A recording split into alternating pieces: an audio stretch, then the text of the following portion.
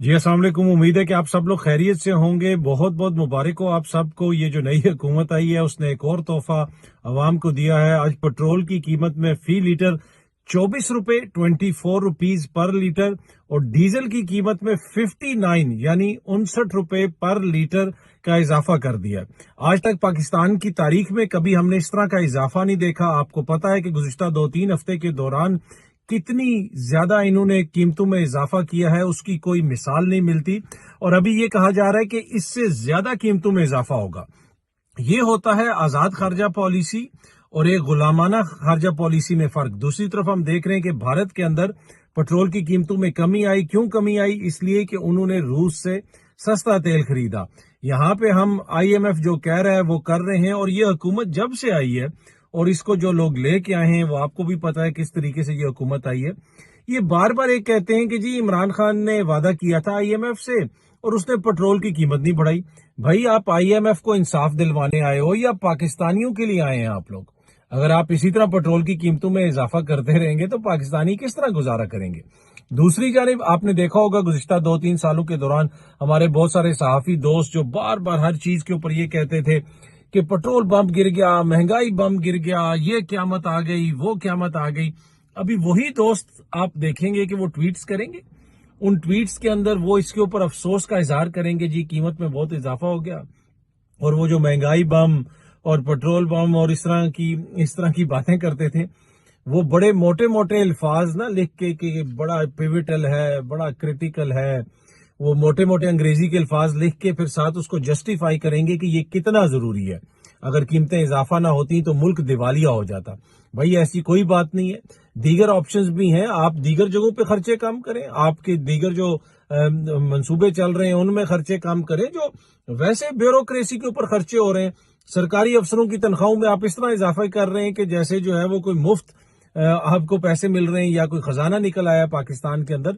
लेकिन दूसरी तरफ आप अवाम के ऊपर बोझ डाली जा रहे हैं। अब ये मसला क्या है? मसला ये है कि मेजॉरिटी इनमें से जो लोग डिसीजन मेकर्स हैं उनको कोई फर्क नहीं पड़ता। ये पेट्रोल 3,000 रुपए भी लीटर हो जाए तो बिलावल की बिला जाने, उसको क्या पता। उसने जिंदगी में कभी अपनी जेब से कोई खर्च किया? ना ही कभी कमाया, ना कभी खर्च किया। अवामी पैसा वो लोग इस्तेमाल करते हैं, अवामी पैसा वो यूज करते हैं। और उसके अलावा वो इतने अमीर हैं कि हमारे जैसे उनके मसाइल ही नहीं है। तो एनीवे ये नया तोहफा दिया है इस हुकूमत ने पाकिस्तान को। और पेट्रोल की कीमतों में जिस तरह इजाफा किया है इसकी कोई मिसाल नहीं मिलती।